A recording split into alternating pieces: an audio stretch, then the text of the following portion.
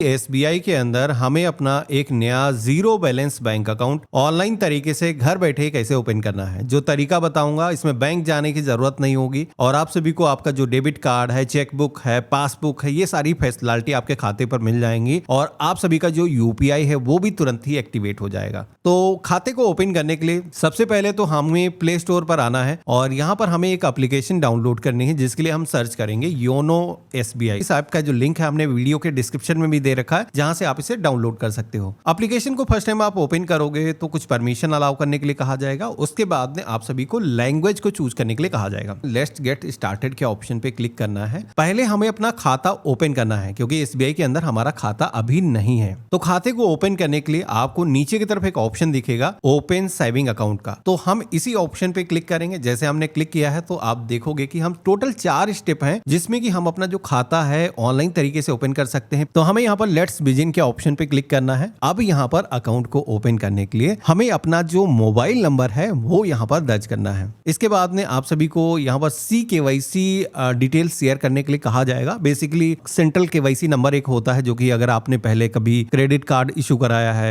या फिर आपने लोन लिया है, कोई बैंक अकाउंट दूसरा अगर आपने खुलवाया है तो एक सेंट्रल KYC नंबर जनरेट हो जाता है। अब बहुत सारे लोगों को ये पता नहीं होगा, हो सकता है आपके पास में ना हो, तो आप यहाँ पर उस केस में नो के ऑप्शन पे क्लिक करोगे। इसके बाद में हम कंसेंट को एक्सेप्ट करेंगे और यहाँ पर हम दिए गए नेक्स्ट के ऑप्शन पे क्लिक करेंगे। अब अगला जो पेज आता है जहां पर हमें अपना जो आधार नंबर है वो यहाँ पर दर्ज करना है और इसके बाद में हम नेक्स्ट करेंगे। कंसेंट को एक्सेप्ट करने का ऑप्शन आएगा। I have read understood accept के ऑप्शन पे क्लिक करना है। तो अब आप सभी के सामने अगला जो स्टेप आएगा वो होगा एक ओटीपी का। तो आपके मोबाइल फोन पर वेरिफिकेशन के लिए एक ओटीपी सेंड किया गया है, तो वो जो ओटीपी है आपको यहाँ पर दर्ज करना है। अगला स्टेप आ जाएगा पैन वेरिफिकेशन का। तो यहाँ पर आप सभी को अपना जो पैन नंबर है कैपिटल लेटर्स के अंदर, साथ ही में आपका जो नाम है जैसा कि आपके पैन कार्ड पर है सेम आपको वैसे ही दर्ज करना है। अब हम नेक्स्ट करेंगे। पैन को यूज करने के लिए भी यहाँ पर कंसेंट को एक्सेप्ट करना होगा। नेक्स्ट करेंगे।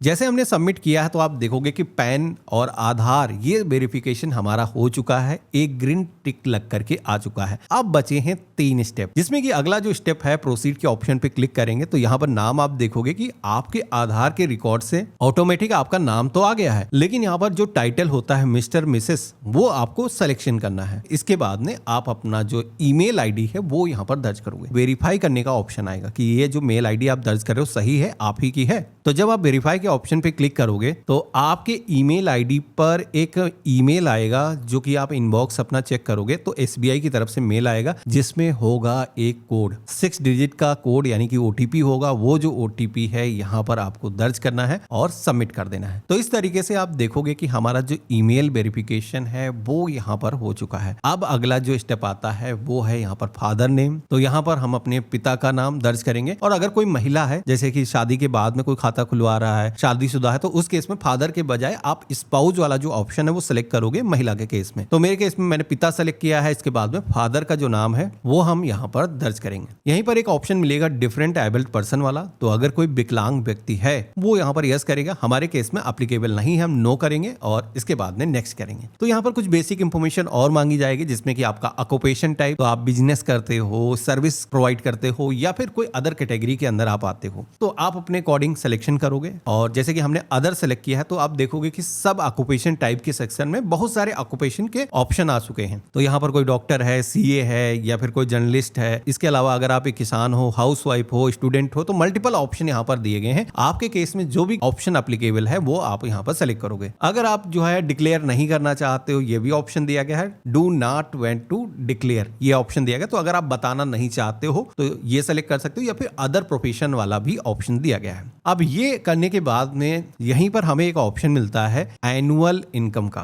तो आप सभी की जो सालाना इनकम है, जो भी आप हर महीने कमाते हो, उसको कैलकुलेट करके 12 महीने से वो आप यहाँ पर दर्ज करोगे। अब इसके बाद में अगला ऑप्शन आता है सोर्स ऑफ इनकम का। तो जो भी आपने ऑक्यूपेशन सेलेक्ट किया है उसके अकॉर्डिंग अब आपको सोर्स बताना है। जैसे कि आप जॉब करते हो तो सैलरी से इनकम होती है, या फिर बिजनेस करते हो बिजनेस इनकम हो जाएगा, कोई किसान है एग्रीकल्चर हो जाएगा, इन्वेस्टमेंट पेंशन, या फिर कोई स्टूडेंट है तो अदर वाला जो ऑप्शन है वो भी आप सेलेक्ट कर सकते हो।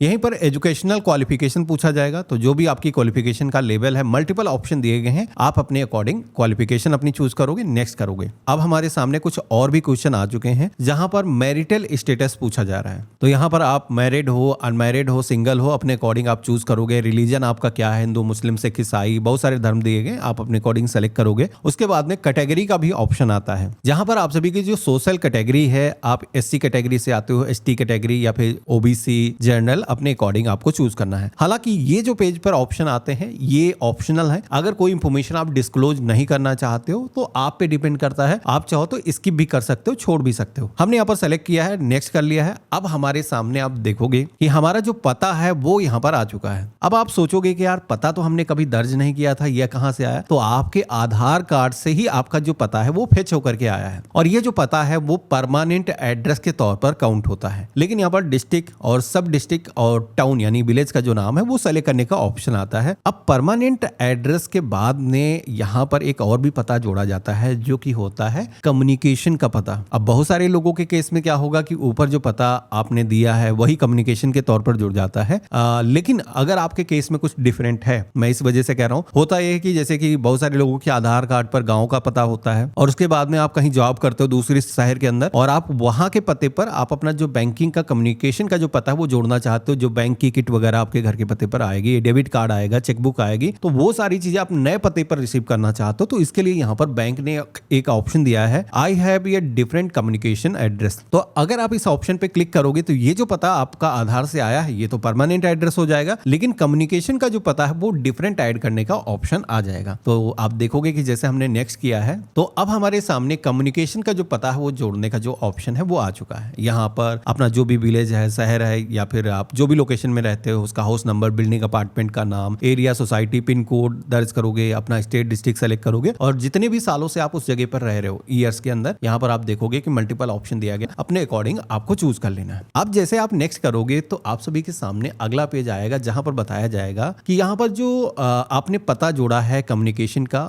वो जितने भी कम्युनिकेशन बैंक के होंगे उस पते पर किए जाएंगे। तो हम सहमत हैं और यही हम चाहते थे, इसी वजह से हमने पता जोड़ा है। हम यहाँ पर सबमिट करेंगे। इसके लिए I have read, understood, accept के ऑप्शन पे क्लिक करेंगे और नेक्स्ट करेंगे। अब हमारे सामने अगला जो पेज आता है वो है नॉमिनी डिटेल का। अब यहाँ पर आप अपने परिवार के जिस भी सदस्य को नॉमिनी बनाना चाहते हो, यहाँ पर उसका नाम आ जाएगा, और साथ ही में नॉमिनी से जो भी रिलेशन आपका है, आपके पिता हैं, माता हैं, आप यहाँ पर चूज करोगे। लेकिन यहाँ पर पूछा जाता है कि नॉमिनी की जो एज है वो क्या 18 साल से कम है? तो अगर कोई माइनर को आप नॉमिनी बना रहे हो तो उस केस में गार्जियन की भी इंफॉर्मेशन मांगी जाती है। तो ये कोशिश करना जो भी अडल्ट है 18 साल से ऊपर है उनको ही यहाँ पर नॉमिनी के तौर पर ऐड करना। यहाँ पर हमने नॉमिनी का जो कम्युनिकेशन का पता है सेम ही रखा है, हम इस पर टिक करेंगे, नेक्स्ट करेंगे। लेकिन अगर कोई नॉमिनी नहीं जोड़ना चाहता है तो नो करेगा, और आप नॉमिनी के बगैर भी खाता खोल सकते हो, लेकिन बाद में आपको भरना ही होगा। अब हमने जैसे नेक्स्ट किया है तो अब हमारे सामने अगेन पॉपअप आया कि विदाउट नॉमिनी के आप खाता खोल रहे हो। हाँ भाई, खोल रहे हैं, कंटिन्यू करेंगे। अब जो अगला स्टेप आता है वो है बैंक का जो है ब्रांच सेलेक्ट करने का। जैसे हम प्रोसीड के ऑप्शन पे क्लिक करेंगे तो बहुत सारे लोगों के केस में क्या होगा, जब आप खाता खोलो तो यहाँ पर ब्रांच का नाम सजेशन में ऑटोमेटिक आए। अगर आपके एरिया के पिन कोड पर ब्रांच है तो ऑटोमेटिक आपको सजेशन देगा, लेकिन आपका जो पिन कोड है अगर उसमें नहीं है कोई ब्रांच तो आपको खुद से यहाँ पर सिलेक्शन करना होगा। तो इसके लिए यहाँ पर ऑप्शन दिया गया है, आप जिस भी लोकेशन पर हो उस लोकेशन को टाइप कर सकते हो, या फिर ब्रांच का कोड आप इंटर कर सकते हो, या फिर आप उस एरिया का जो पिन कोड है वो दर्ज कर सकते हो। तो हमने जैसे कि पिन कोड इंटर किया है तो बहुत सारी ब्रांचेस के नाम आ जाएंगे। आप लोकेशन वाइज भी सर्च कर सकते हो, ब्रांच का कोड पता है तो कोड भी आप दर्ज करके खोज सकते हो। हमने यहाँ पर ब्रांच सर्च किया, मल्टीपल आ चुकी है, हम एक ब्रांच का सिलेक्शन करेंगे, नेक्स्ट करेंगे। अब हमारे सामने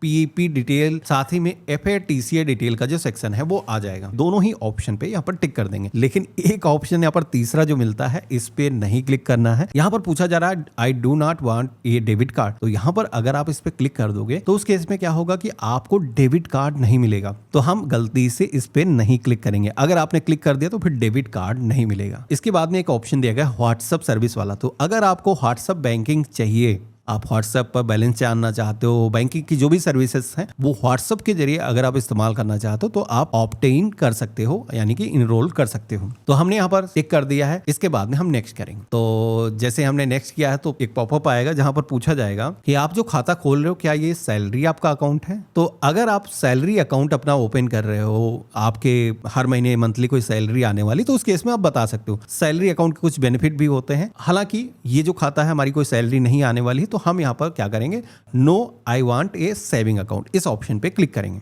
अब हमारे सामने अगला जो पेज आएगा वो होगा डेबिट कार्ड का, जहां पर बेसिकली फिजिकल जो डेबिट कार्ड है वो आपको चाहिए या फिर वर्चुअल डेबिट कार्ड चाहिए। यहाँ पर दो ऑप्शन आते हैं। हमने यहाँ पर वर्चुअल के लिए इनरोल किया है, नेक्स्ट करेंगे। अब आप देखोगे कि यहाँ पर ये पूछा जा रहा है कि कौन से वेरिएंट का आपको कार्ड चाहिए। तो वीजा कार्ड अच्छा रहेगा, इंटरनेशनल भी पेमेंट हो जाते हैं, ऑनलाइन वेबसाइट वगैरह पे भी पेमेंट कर सकते हो। हमने यहाँ पर इनरोल किया है और इसके बाद में नेक्स्ट करेंगे। तो अब हमारे सामने एक समरी पेज आ जाता है जहां पर आपने जो भी इंफॉर्मेशन अभी तक भरी है उसको आपको मिलान करना है कि जो भी इंफॉर्मेशन हमने दी है वो क्या सारी चीज सही है। अगर इसके अंदर कोई भी गलती दिख रही है तो आप एडिट के ऑप्शन पे क्लिक करके उसे चेंज कर सकते हो और इसके बाद में नेक्स्ट करेंगे। अब आप सभी के सामने अगला जो पेज आएगा वो होगा टर्म एंड कंडीशंस का, जहां पर आप सभी को ये बैंक की जो टर्म एंड कंडीशंस है रीड कर लेना है और आई हैव रीड अंडरस्टूड नेक्स्ट करना है। तो आप देखोगे कि 3 स्टेप तो हमने क्लियर कर लिए हैं। अब बचा है लास्ट स्टेप जो कि है अकाउंट को एक्टिवेट करने का। हमने यहाँ पर प्रोसीड के ऑप्शन पे क्लिक किया है। तो अब आप देखोगे कि खाते को एक्टिवेट करने के लिए वीडियो केवाईसी का जो ऑप्शन है वो आपको मिल जाता है, जिसमें कि आपको ब्रांच जाने की जरूरत नहीं होती है। आपको इसके लिए क्या प्रिपेयर करना है, आपका फिजिकल पैन कार्ड आपके पास में होना चाहिए, साथ ही में एक पेन पेपर आपको अपने पास में रखना है और स्टेबल इंटरनेट कनेक्शन होना चाहिए। तो हमने यहाँ पर प्रोसीड किया है। अब कंसेंट को एक्सेप्ट करेंगे, नेक्स्ट करेंगे। अब यहाँ पर आपको एक चीज ध्यान रखना है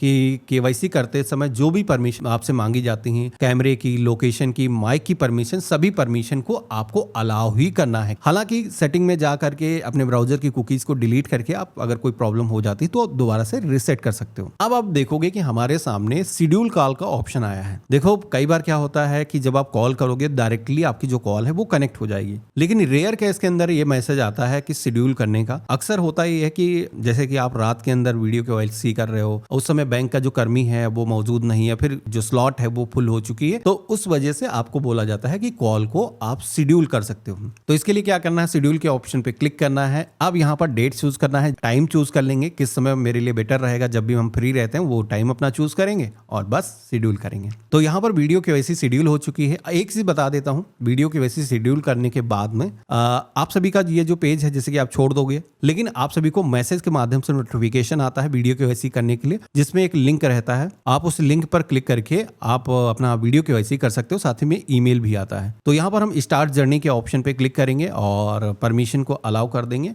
देन यहाँ पर आप देखोगे कि बैंक के साथ में हमारी जो कॉल है वो कनेक्ट हो चुकी है।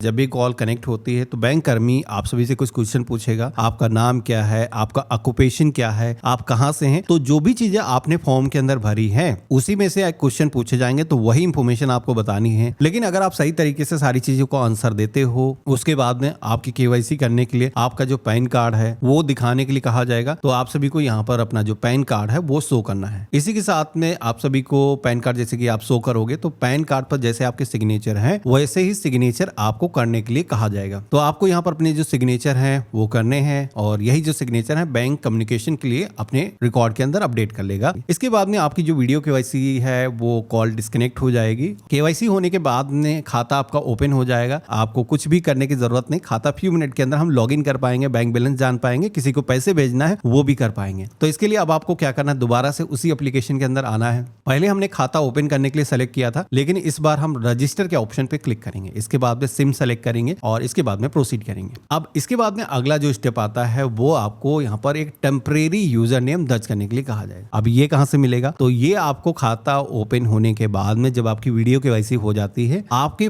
फोन पर आता है, जो कि मेरे पास में मैसेज आया है, मैं आपको दिखा रहा हूं। ऐसा ही एक यूजर आईडी आएगा। तो ये जो यूजर आईडी है आपको यहाँ पर दर्ज करना है। इसके बाद में आप प्रोसीड के ऑप्शन पे क्लिक करोगे तो अब आप सभी को यहाँ पर टर्म एंड कंडीशंस एक्सेप्ट करने के लिए कहा जाएगा। इसके बाद में एक पिन बनाने के लिए कहा जाएगा। तो ये जो पिन है आप अपने मर्जी का यहाँ पर बना सकते हो। कंफर्म के सेक्शन में रिपीट अपना जो पिन है वो आपको दर्ज करना है। जैसे हमने प्रोसीड के ऑप्शन पे क्लिक किया है तो अगला जो पेज आता है वो है अकाउंट पर किस तरीके के राइट आपको चाहिए। लास्ट वाला ऑप्शन सेलेक्ट करना है, all transaction and view account right. हमने यहाँ पर सेलेक्ट किया है, प्रोसीड करेंगे तो अब आप देखोगे कि कंग्रेचुलेशन का मैसेज आ चुका है। यहाँ पर आपका जो है रजिस्ट्रेशन हो चुका है। खाता आप देखोगे कि लॉगिन करने के लिए पिन मांगा जा रहा है, जो कि पिन आपने खुद से बनाया है, वही पिन आपको दर्ज करना है। इसके बाद में आप लॉगिन हो जाओगे। अब लॉगिन होने के बाद में आपको अपने खाते का बैलेंस जानना है। आप यहाँ पर क्लिक करके बैलेंस जान सकते हो। जो भी ट्रांजेक्शन हुए हैं, स्टेटमेंट जानना है, वो सारी चीज चेक कर सकते हो। अगर किसी के खाते के अंदर पैसे भेजना है, एनएफटी, आरटीजीएस, आईएमपीएस करना है, यूपीआई के माध्यम से ट्रांजेक्शन करना है, तो यहाँ पर आपको इसी एप्लीकेशन के अंदर यूपीआई का भी ऑप्शन मिल जाता है। तो अलग से थर्ड पार्टी एप्लीकेशन अगर आप यूज नहीं करना चाहते हो तो इसके अंदर भी एक्टिवेट करके आप यूपीआई इसी में यूज कर सकते हो। और मल्टीपल ऑप्शन दिए गए हैं। अगर हम प्रोफाइल के ऑप्शन पे क्लिक करेंगे, आपको अपने खाते को मैनेज करना है, अपनी ब्रांच चेंज करना है, चेकबुक ऑर्डर करना है, साथ ही में आपको